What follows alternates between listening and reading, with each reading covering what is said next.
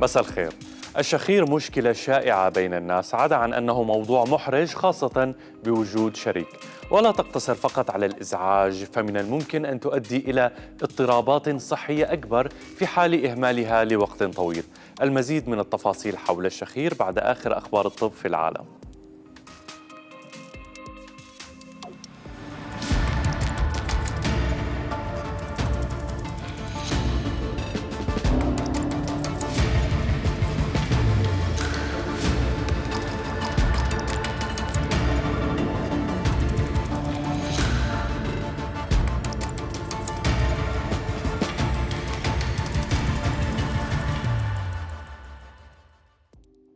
حذر باحثون في المؤتمر الدولي لجمعية الزهايمر في الولايات المتحدة الأمريكية من أن ارتفاع ضغط الدم في أثناء فترة الحمل قد يزيد خطر الإصابة بالخرف الوعائي. ووجد الباحثون بعد تحليل بيانات قرابة 60 ألف امرأة تم تشخيص إصابتهن بحالة مرتبطة بارتفاع ضغط الدم كن أكثر عرضة للإصابة بالخرف بعد أخذ العوامل الأخرى بالحسبان. وبحسب الدكتورة روزا سانشو رئيسة الأبحاث في مركز أبحاث الزهايمر، فإن النساء أكثر عرضة للإصابة بالخرف من الرجال. وأشار البحث إلى ضرورة خضوع الحوامل للمراقبة والعلاج المنتظمين لارتفاع ضغط الدم في أثناء فترة الحمل.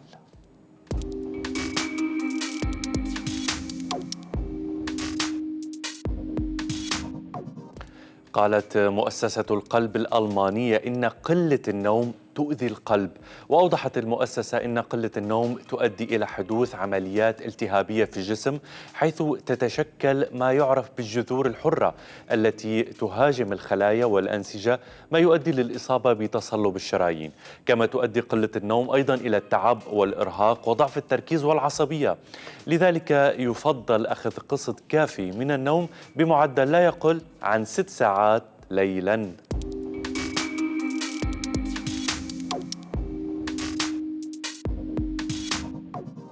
فاز طلاب مصريون بالمركز الأول في مسابقة تصميم الرعاية الصحية بجامعة جونز هوبكنز لعام 2022، وقدموا جهاز مطور لقياس السكر في الدم دون ألم.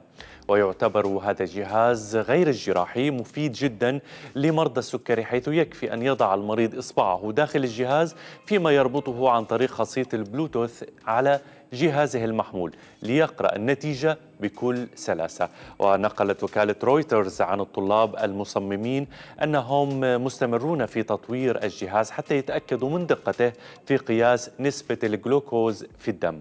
ويستخدم الجهاز موجات ضوئية لقياس السكر بدلا من الطريقة التقليدية، مستخدمين الذكاء الصناعي.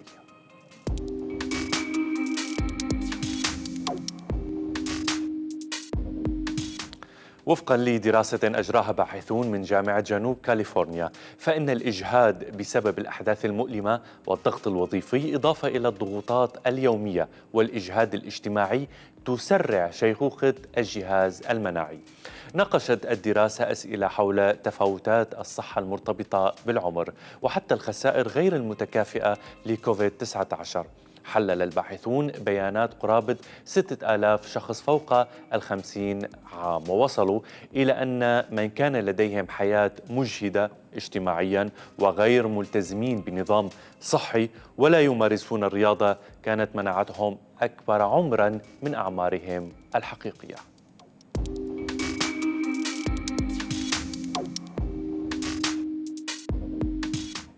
للحديث عن الشخير وكل ما هو مرتبط به نرحب بالدكتورة نسرين الدروبي. أهلا بك دكتورة. أهلا فيك. أول شيء خلينا نشرح للمشاهدين ما هو الشخير وهل يعتبر مرض؟ هلا هو الشخير احنا فينا نقول عنه انه هو عرض اكثر من كونه مرض. هو بينتج عن انه العضلات او الانسجه في يعني اخر الحلق بترتخي. فالهواء عندما يمر يعني خلال هاي الانسجه المرتخيه بيصدر صوت، هو حرفيا بس هيك.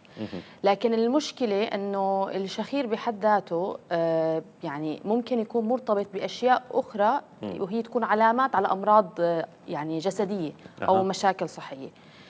بشكل عام إذا بدنا نحكي، كل إنسان ممكن يعني من فترة لأخرى يصير معه شخير أثناء النوم وما يعتبر مشكلة. لكن في حالات معينه لازم المريض انه لا، انه يوقف مع حاله، لا انا لازم معناتها اشوف الطبيب من شان هاي امتى؟ المشكله. هلا يعني هي الموضوع كالتالي. هلا اذا هو كان مثلا المريض مثلا كل فتره وفتره بصير معه، او لاسباب معينه ممكن يصير معه، اسباب واضحه، فبهالحاله تمام. لكن لما بيكون بشكل مستمر، حتى في احيان بصير بيوصل لمرحله انه ارتفاع صوت الشخير بيوصل لمرحله انه الشخص اللي جنبه، اللي بيكون نايم جنبه، ممكن يتاذى من الموضوع.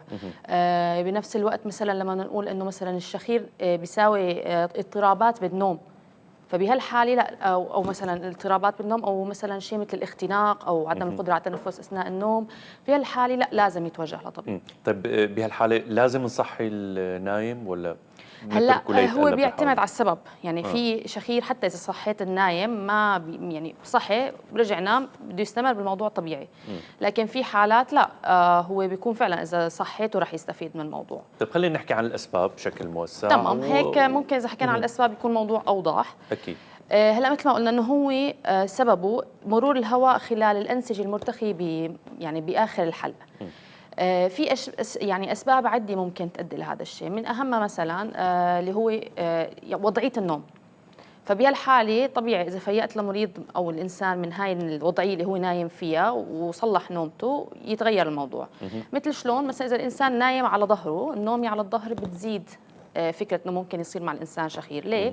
لانه انت ونايم على ظهرك الجاذبيه بتساعد الانسجه على انها ترتخي بشكل اكثر، وتميل على انه تعمل انقباض بمجرى التنفس. فلما بصير في انقباض بمجرى التنفس وضيق فيه، بصير مرور الهواء عن طريقه اصعب، وبالتالي صدور الصوت اكثر، يعني بصير في له صدى اكثر داخل الحلق.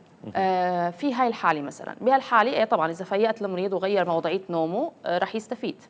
لكن مثلا اذا بدنا نحكي عن اسباب اخرى، مثل مثلا ممكن يكون انه المريض ذكر. الذكور اصلا بشكل عام اكثر عرضه لانهم يصابوا بالشخير مقارنه بالاناث، وهذا الشيء له اسباب. يعني شو الأسباب؟ أول شيء الرجال عندهم بالمجمل الأناتومي أو التشريح تبع هاي المنطقة أضيق من النساء. واحد من هاي الأسباب إنه هن الأحبال الصوتية تبعيتهم أضخم، والأنسجة فيها أسمك، وهذا الشيء اللي هني بيعطيهم فكرة إنه الصوت عندهم يعني أعمق. فبهالحالة المريض بيكون الهواء عم يمر خلال أنسجة أكثر مرتخية، وبالتالي المسافة بين الحبلين الصوتيين أثناء النوم حتكون أضيق، فبالتالي الهواء عم يطلع خلال مسافة أضيق والصوت عم يطلع أضخم. لكن مثلا يعني إحدى المشاكل الأخرى مثلا عندهم أصلا التشريح تبع الحلق، المسافة منخفضة أكثر من النساء. إضافة، ويعني ممكن يكون هذا الشيء شوي غريب، في دراسات أثبتت أنه حتى هرمون التستوستيرون له علاقة بالموضوع.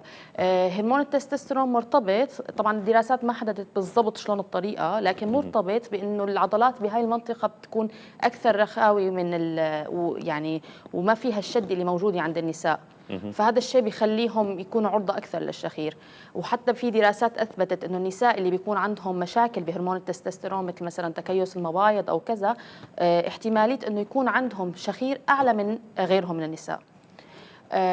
كمان غياب هرمون البروجسترون عند الرجال له دور انه يكون عندهم زياده بالشخير، وهو انه مثلا النساء وخصوصا بفتره الحمل البروجسترون بيحمي مجال التنفس انه يضل مفتوح قدر المستطاع لحتى يحصلوا على كميه كافيه من الاكسجين. طبعا هي خلال فتره الحمل وظيفه هذا الموضوع انه يتاكدوا انه الجنين، يعني يتاكد الانسان انه الجنين عم يوصل كميه كافيه من الاكسجين له. هاي النقطه بتخلي انه مجال الهواء عند المراه يضل مفتوح حتى هي نايمه اكثر من عند الرجل، فهذا الشيء بيخليها تتنفس بشكل اكثر يعني سلاسي. هي الاسباب بشكل عام. في اسباب مرضيه؟ في اسباب مرضيه، مثلا السمنه وخصوصا السمنه المركزيه، يعني عفوا خصوصا السمنه بهاي المنطقه مو المركزيه، بتاثر على الموضوع، لانه الانسجه هون لما بنسمع وبيزيد الانسجه مقدارها يعني بالرقبه، مثل اللي عنده دقن مزدوجه او حتى نفس الدهون بمنطقه الرقبه بتكون اكثر.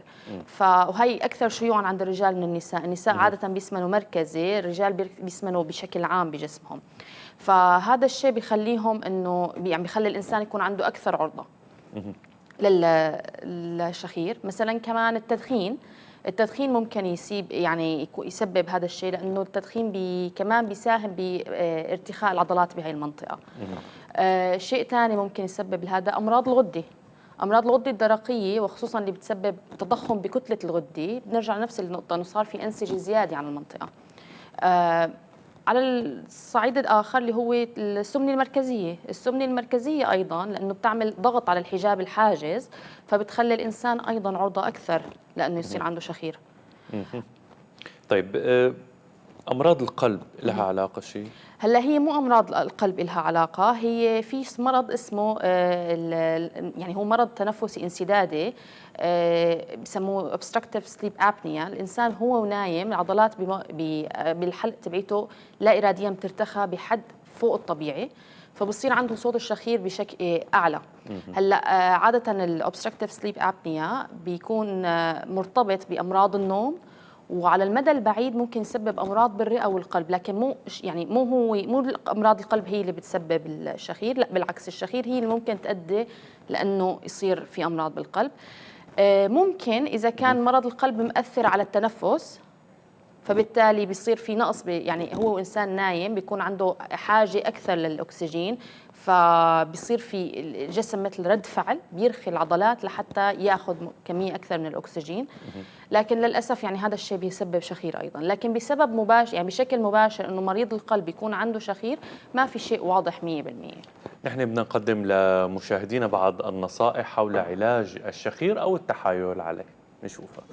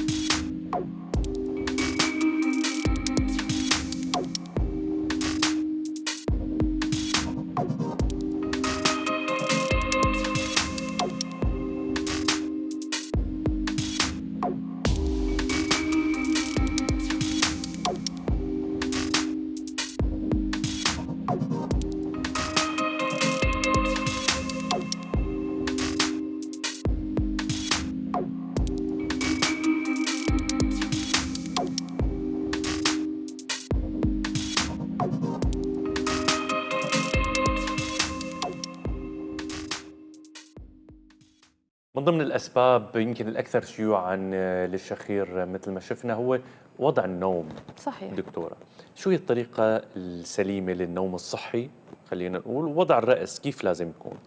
المخدة عالية واطية؟ هلا هو الأهم من ارتفاع المخدة من عدمها أثناء اختيار المخدة والفرشة لأي مريض. يعني أنا من الناس اللي ما بتحب أنه في هيك ستاندرد كلاتنا لازم نمشي عليه، لأنه الشيء بيختلف من إنسان لإنسان. لكن الأساس بالموضوع أنه لازم نحافظ إحنا ونايمين على أنه العمود الفقري تبعنا يكون بشكله الطبيعي. هلا معظم الناس لما بتنام على جنبها أثناء اختيارها للمخدة والفرشة بتختار شيء ما بيناسب، فبصير شكل العمود الفقري بياخذ انحناءات وانخفاضات ما انها طبيعيه بالنسبه له. هلا هاي بجوز مع مره واحده ما ياثر، لكن مع المدى الطويل هذا الشيء بياثر على شكل العمود الفقري بشكل عام، وبالتالي ايضا على الانسجه تبعت الرقبه، تبعت الصدر، تبعت البطن. وهذا الشيء مع الوقت ممكن يعمل مشاكل ومضاعفات، يعني حتى مو بس الشخير، كثير اشياء ثانيه. فلازم الانسان هو عم يختار مخدته يختار انه الطريق او فرشته يختار شيء حافظ على شكل عموده الفقري سليم، يعني بالاستواء بالمساواه الطبيعيه تبعيته. وبنفس الوقت وقت النوم على الظهر، وقت النوم على الظهر كثير من الناس ما بتراعي موضوع انه احنا اساسا لما بننام على ظهرنا بنكون عم نفرض العمود الفقري تبعنا كليا، وهذا الشيء ما صحي 100%، لأن إحنا أصلاً عمودنا الفقري مكون من انحناءات وانخفاضات، إنه نعملها مساوية بكل فترات طويلة، يعني هذا غلط. 6-8 ساعات كل يوم. هذا الشيء ممكن يأثر فيما بعد على الأربطة بالمناطق تبعت العمود الفقري، ممكن يسبب مشاكل أيضاً. كمان في هاي النقطة بالأسباب إحنا قلناها، التعب. يعني الناس بتميل لما بتكون صار لها فترات طويله مو نايمه او مشتغله طول النهار فترات طويله، لما بتجي بدها تنام بتكون ما يعني خلص بس بتحط راسها وبتنام. تمام. فهاي الطريقه بحط الراس والنوم من دون انه انا والله انه لازم انتبه على شكل رقبتي، شكل ظهري، كيف لازم نام، كيف لازم هذا بتاثر، حتى ممكن تزيد موضوع الشخير. حتى في احيانا بعض الاشخاص بيسمعوا حالهم هن وعم يشخروا بس انه بدنا ننام. بالضبط هي المشكله انه اذا كان مثل ما قلت لك يعني الانسان لما بيتعب مره مرتين كل فتره وفتره، هذا الشيء عادي ممكن يترافق بشخير، لان الانسان ما بيكون واعي كليا. لكن مع الوقت، وخصوصا احنا عايشين بفتره حياه كثير ستريس وفيها تعب وفيها شقه وكذا، هاي الفتره احنا ما بننتبه انه احنا ونايمين انه احنا بس بدنا ننام. فلازم احنا نراعي اثناء نومنا انه نكون نايمين بشكل خلي مجرى التنفس تبعنا مفتوح بشكل كافي. مثل ما قلنا النوم على الظهر بيخلي الانسجه ترتخي زياده بسبب الجاذبيه، فهذا الشيء ايضا بيزيد موضوع الشخير، لازم نتجنبه. حتى موضوع النوم على الظهر ممكن بالنسبه للناس اللي نحيفين واوزانهم يعني ضمن الاندكس الطبيعي او السليم، يعني ممكن ما يتاثروا على المدى القريب، لكن على المدى البعيد وبالذات الناس اللي ممكن بتعاني من السمنه وهي الاشياء ممكن تاثر وتساوي ضغط على القلب بحد ذاته، مثل ما قلنا احد المضاعفات للشخير. يعني بالعوده الى موضوع علاج الشخير، له علاج؟ يعني في ادويه ممكن تنوصف مثلا في حال كان طارئ ما انه مرتبط بمرض؟ يعني بالضبط، دواء ما يعني للشخير بحد ذاته، لانه احنا قلنا انه اصلا الطبيعي عند الناس انه مو الطبيعي هو انه احنا نشخر، الطبيعي عند الناس انه ما يكون في شخير. ففي لازم نتاكد اول شيء مع دكتور الاذن والانف والحنجره، نتاكد مع دكتور الصدريه انه ما في مشاكل. حتى بعض الامراض النفسيه واللي بيكون فيها مثلا اكتئاب او شيء من هيك كمان ممكن تؤدي للشخير. فاحنا لازم نتاكد انه ما في يعني سبب مؤدي لهذا الشخير. عاده اذا في علاج فهو علاج للاسباب تبعيه الشخير. يعني إذا عالجنا مثلا لنفرض إنسان عنده مثلا مشكلة بالأناتومي تبعت الأنف، مثل انحراف الوتيرة مثلا، وتصلحت انحراف الوتيرة، أو تضخم اللحميات تبعت الأنف وتصلحت هاي المشكلة، عادة الشخير ما بقى بيكون موجود. لكن دواء للشخير بحد ذاته يعني طبيا ما في شيء واضح بالموضوع. في لصاقات كثير منتشرة ودائما بيعملوا لها إعلان إنه هلا هي اللصاقات شو الفكرة منها؟ هي مو دواء، اللصاقات هي مساعد. هي عملها سواء اللي من برا بيكون هدفها شد الأنسجة تبعت الأنف، فبيخلي المدار تبع الأنف أوسع، فبالتالي الهواء بيطلع وبيفوت بشكل أريح. أو في النوع الثاني اللي هي بينحط بقلب الأنف، هذا دوره أنه يخفف المقاومة تبعت أنسجة الأنف، فبيخلي الانسان مجرى التنفس تبع الانف مفتوح اكثر من مجرى التنفس تبع التم، فالجسم طبيعيا بيميل للاسهل والطريقه، يعني اذا الطريقه الطبيعيه تبع التنفس او اي شيء بالجسم سليم فبيميل له الجسم انه يعني يستعمله. فهلا في حال كانت انه احنا استعملناها وخففنا المقاومه بالانف، مثل الناس اللي عندهم احتقان مستمر بالانف او الامراض الربيعيه وهكذا، بيصير الموضوع اسهل لهم للتنفس، فبيصيروا بيستغنوا عن التم هن ونايمين، وبصيروا بتنفسوا من التم من الانف بشكل اريح. هذا هو دور اللصاقات. دور اللصاقات مو انه تعالج الشخير، وانما تسهل يعني تتغلب شوي على الاناتومي، تتحايل خلينا نقول على الاناتومي والتشريح تبع الانف لحتى يسهل عمليه التنفس الطبيعي. بالنسبه لمشكلات الانف، شو اكثر مشكله ممكن تزيد عمليه الشخير؟ مثل ما قلنا انحراف الوتيره ممكن تزيد الموضوع. الناميات ممكن مثلا، الناميات زيادتهم. كمان مثل ما قلنا اللي هي المشاكل يعني بشكل التشريح مو بس تبع الانف، حتى علاقته مع التم، اللي يعني مثل اذا لهات الحلق مثلا طويله كثير، او مثلا احدى العظام اللي او عفوا احدى الانسجه والاربطه اللي موجوده ورا متضخمه، ممكن بالعمليات وكذا تنشال، وبالتالي تحل موضوع الشخير، يحل موضوع الشخير بحل هاي المشكله بالضبط. مثل مثلا الناس اللي عندهم حساسيه مستمره بالربيع وكذا، استعمال البخاخات تبعت تخفيف الحساسيه وادويه الحساسيه ممكن كثير تساعدهم بالتنفس، وبالتالي بقل الشخير عندهم. احنا بدنا نطلع مع مشاهدينا لفاصل قصير ونعود، ابقوا معنا.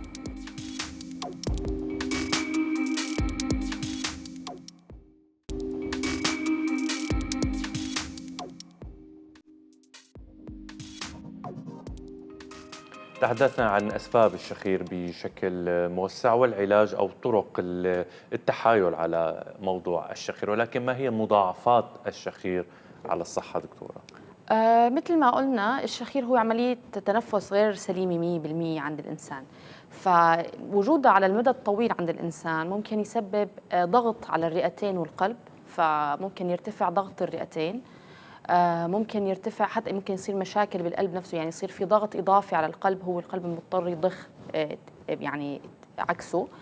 ممكن أيضا يعمل شيء مثل هو إنه نقص بالأكسجين أثناء النوم، وهذا الشيء ممكن يسبب فيما بعد يعني تضخم بالقلب، تضخم بالرئتين، ارتفاع بضغطهم مثل ما قلنا.